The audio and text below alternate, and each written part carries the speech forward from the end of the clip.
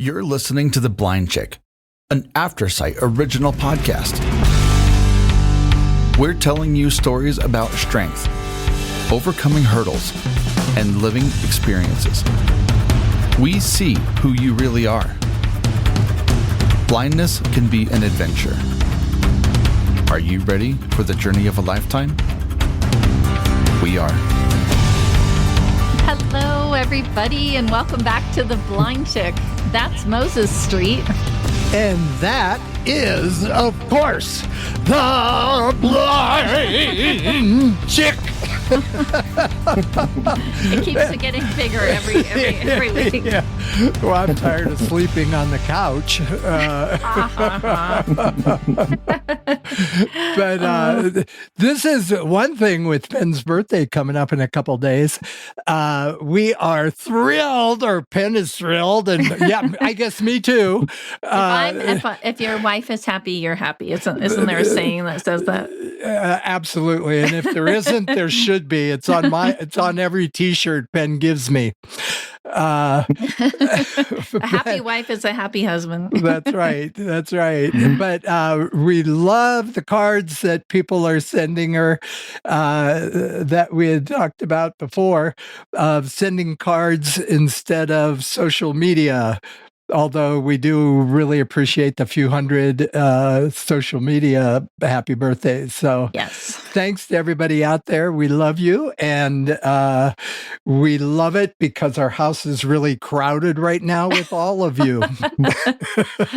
It is. It's everybody's so beautiful and generous out there. And as you all know, The Blind Chick is just rocketed into superstardom, really.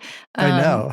We're in the top 10% of all podcasts globally. So it's still mind-boggling to me. But I really appreciate all of you coming back week after week. And this week we have a fantastic guest. I'm excited. I actually reached out, probably over a year ago, prompting Jonathan, our podcast producer, to reach out to this person because he just does amazing work. It's John Bramblitt. And John, welcome to The Blind Chick. Yeah, welcome. Thank you so much. I'm so happy to be here, and happy almost birthday. Thank you. Thank you. I normally do not. My birthday will come and go and nobody will know, but for some reason this year it's kind of gotten out of control. And it's not even like a big birthday or anything. It's 2025. But it is pretty cool. Well, John, you are, if I went through your bio, we'd be here all day. You're an award-winning artist. You have works in 120 different countries. You've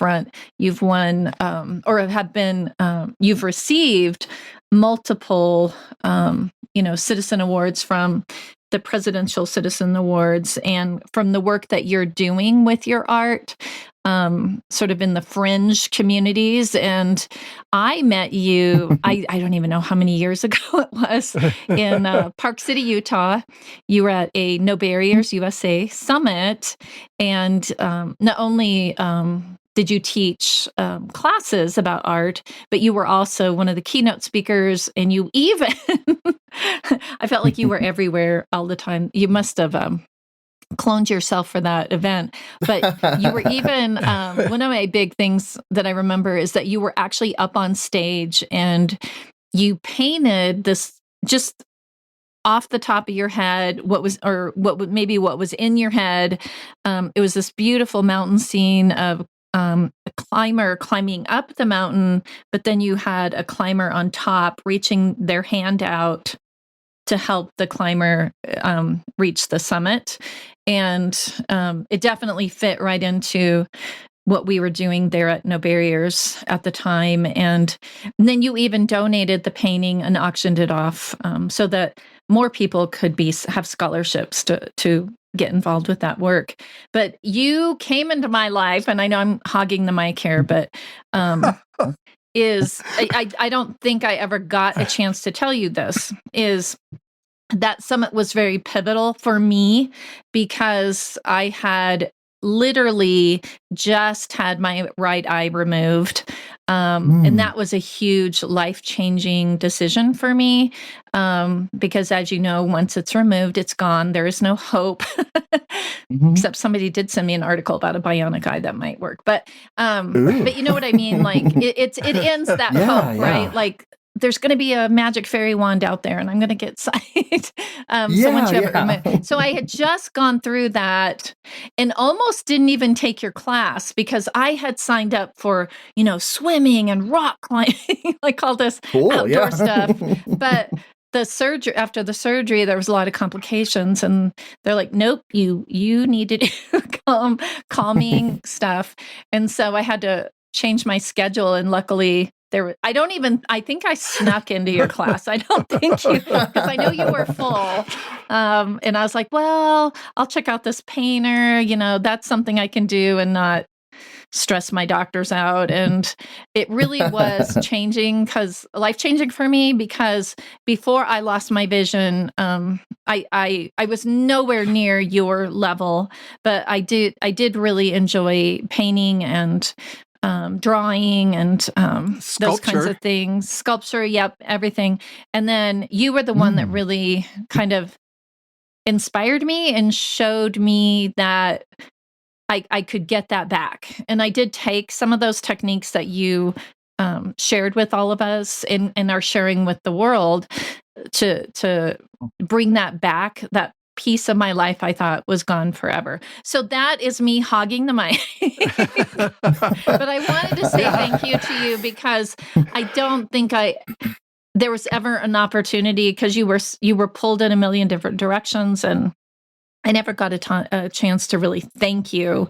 Because I'm sure you maybe have an inkling of this, but you in your classes and even just with your artwork in general and your story and it really does, it's a ripple effect. And you have changed so many lives that you probably have no clue even exist out here, but you really, really, really have, not only just inspiring artists that didn't think they could do their art again, but also sparking, because I saw it in that class. There were kids in that class and adults in that class, and you really opened their world to what art is supposed to be. And, so thank you. All right, now I'm going to let you talk. Yeah. John, are you still there? John, No, please. You're saying so many nice things. Please don't stop. Keep going. You were so kind. I appreciate that so much, and I'm so glad that you snuck into the workshop because, oh my goodness.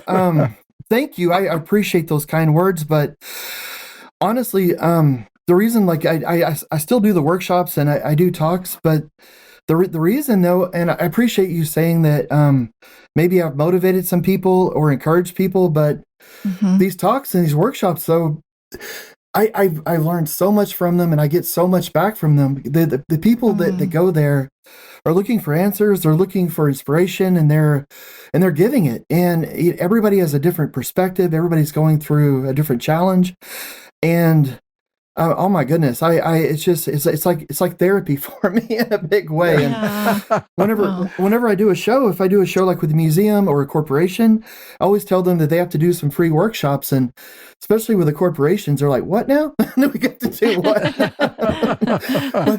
but then we'll do it, and they'll say, "Oh my goodness, that was the best part of the whole event." And it's just, I don't know.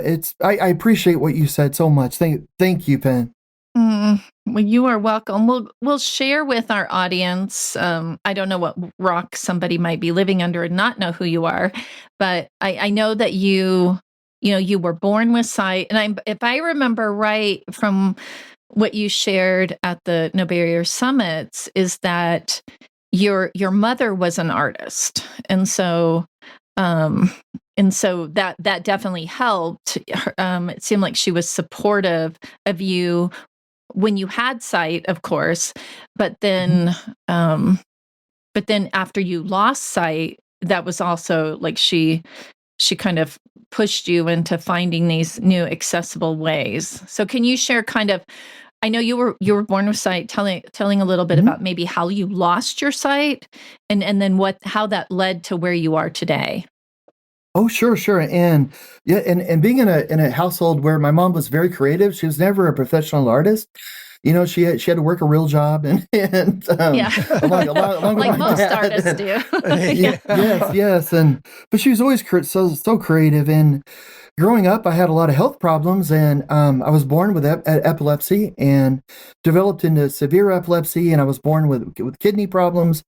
Ended up having a kidney removed by the time I was 7, and had some Whoa. neurological things going on. And I was just in and out of hospitals a lot, but I had this weird brain. Maybe I inherited it from my mom, but I think I could draw before I could walk. It was just sort of, it made sense to me. And when nothing else really did.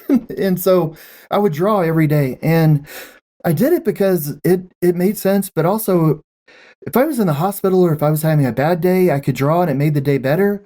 But if I was having a good day, art was a great way to celebrate that day. So I literally drew every day, and I would just make stacks of drawings. I would fill up the paper, and then when the paper was full, it didn't have any use for me anymore. It was like I was trying to empty myself out a little bit onto this paper. Oh, wow. And so whenever the paper was full, then I was empty inside and I could breathe again. And then I would throw the papers away. And I don't really have a lot of drawings from when I was a kid because they weren't really drawings. They were just like vessels that carried things that were too heavy for me to carry at the time.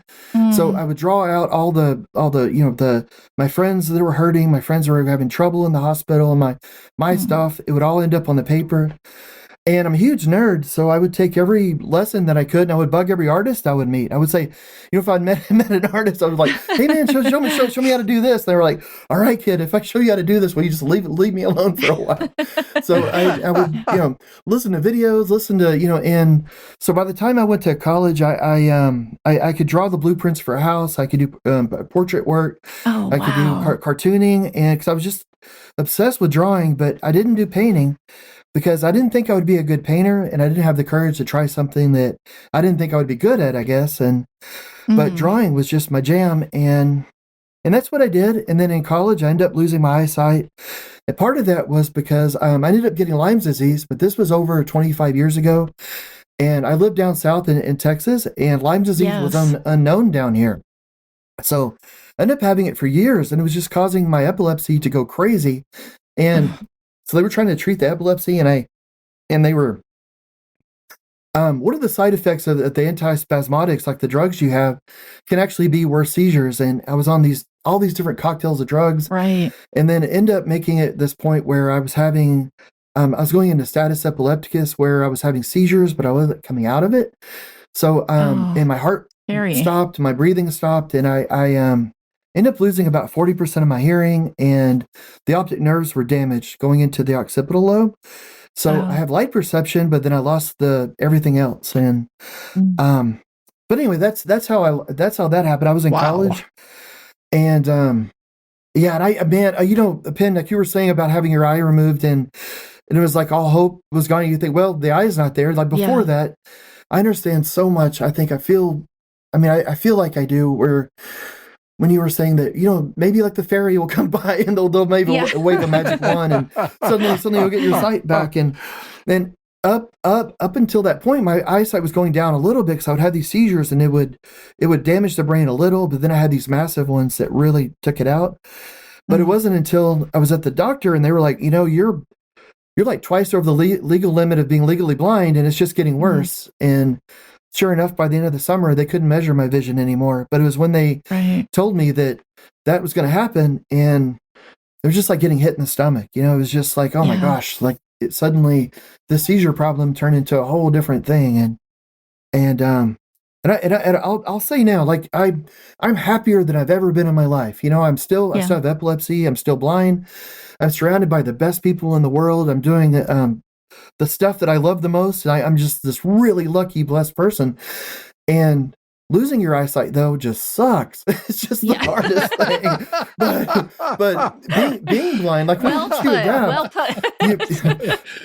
but being blind is, once you adapt and you learn how to do stuff. I've got a really cool guide dog. He's real soft. He's real friendly. Everybody loves him. So it's just maybe a little too much. Yeah, man. He's my third guide dog, and he is like a stuffed animal that's come to life. He's just a big gook. He's really smart. He's like a genius, and he's like a goofball, all rolled into one.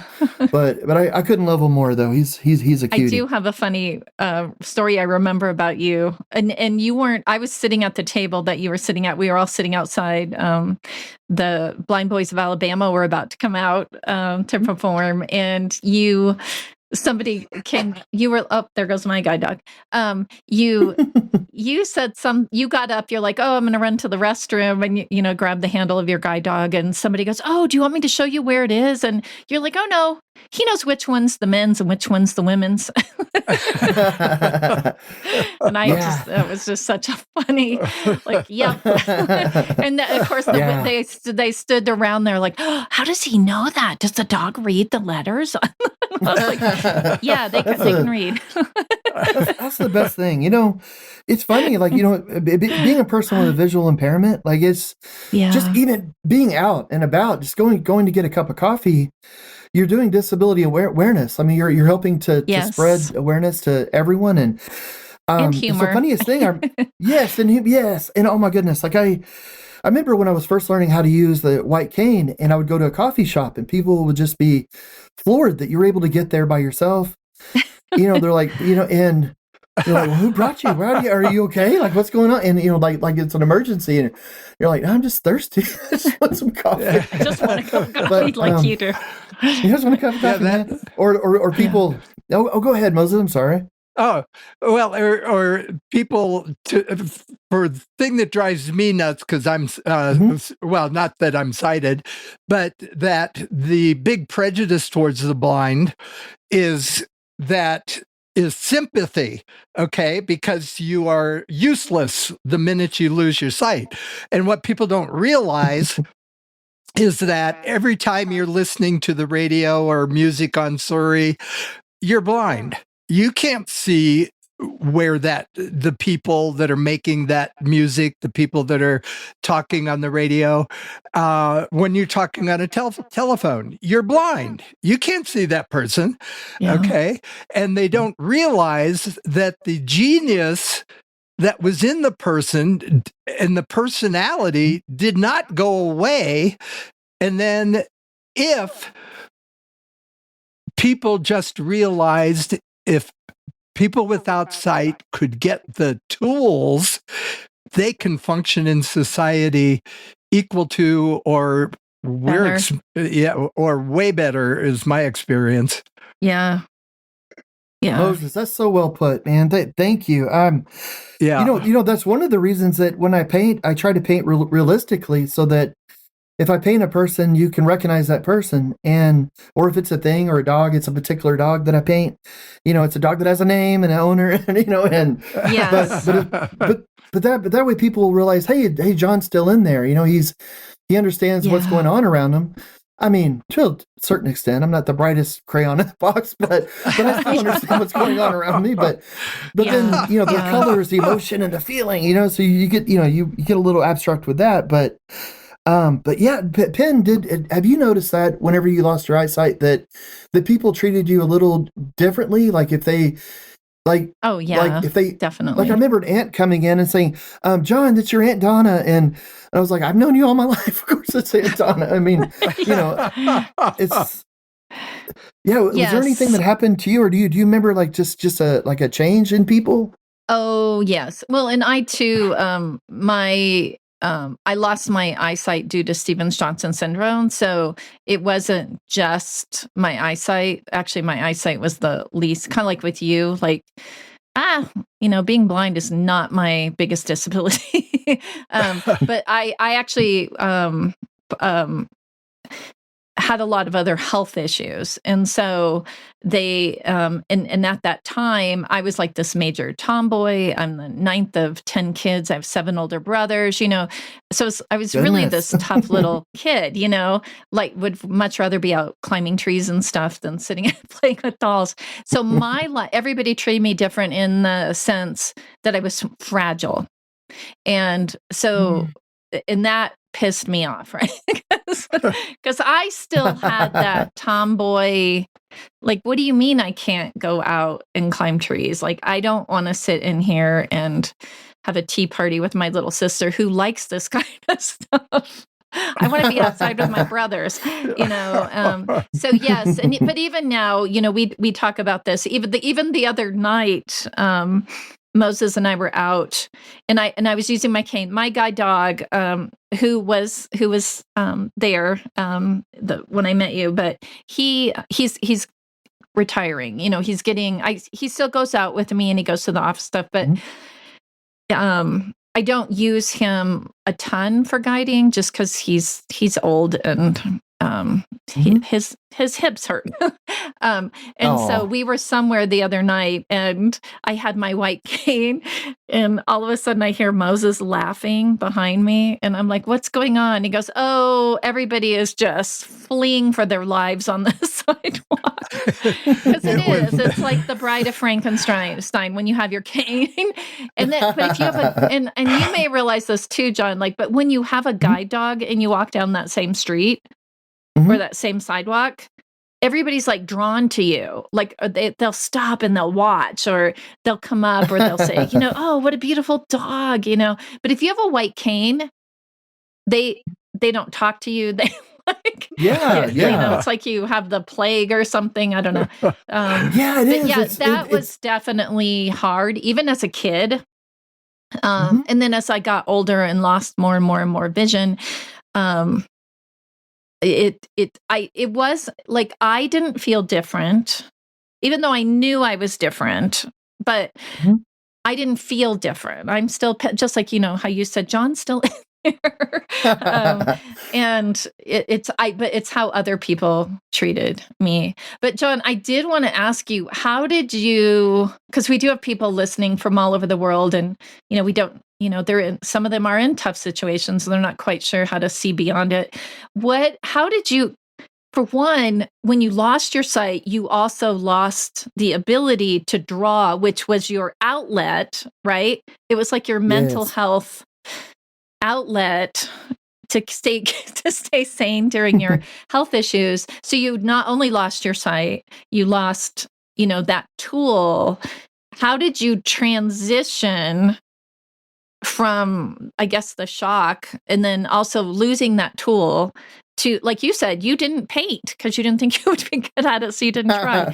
And now that's what you're known for. So, and I know you've shared it in other places, but if you could share that, because I think that's the magic sauce, is when we can find that way to pivot or transition from, like you said, going blind sucks, but going from that to being a world famous artist, an advocate. How did you make that transition? It couldn't have been easy, I'm sure.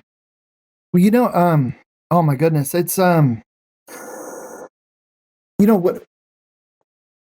whenever you were talking about having the white cane, and it's like you're almost invisible in a way, or people kind of avoid you.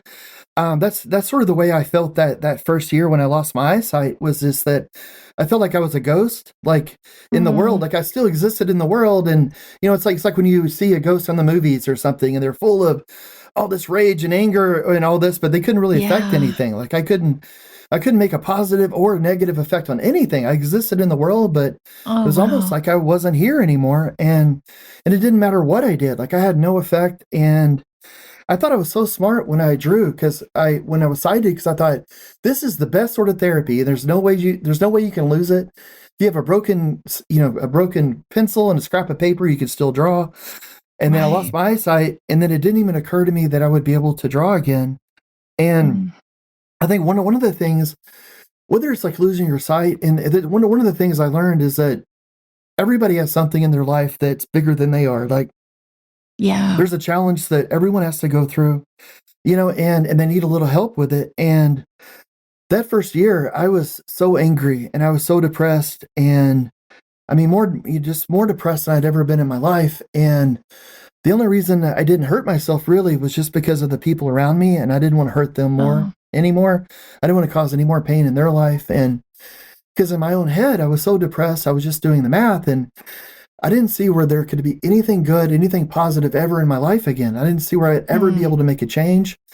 So my whole goal was in college, you go to school because you have, you hope for a better future. And then my hope was just that if I work really hard in college, learn how to read and write again, learn these screen readers, all this stuff that I got to learn, that I'd be able to get some kind of job, and maybe I wouldn't be a burden on my family. Not that my family would ever think I was a burden. It's just that, I wanted to, I just wanted at least not to be a drain on anybody. And that was just my thinking. But I started learning how to use the white cane.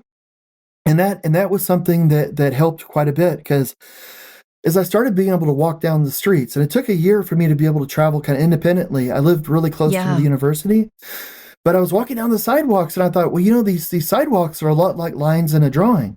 Like one street leads into another street, and when you're on that street corner, you know exactly where you are in the city. You're where these two streets cross, and you can't be anywhere else. Or if you find a fire hydrant or a tree, people don't move the trees around on you. So if you find a tree, you've got a landmark. You know where you are. I'm halfway to school. There's this tree.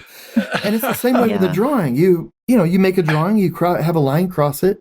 So I started thinking, well, my goodness, if I can get across the city and not get hit by a car and not knock over too many people with my stick, which I always do with my cane, you always knock over, especially on campus, you're always knocking students over, but they don't seem to mind. Students are pretty nice, so that's good. They bounce. Students they're bounce.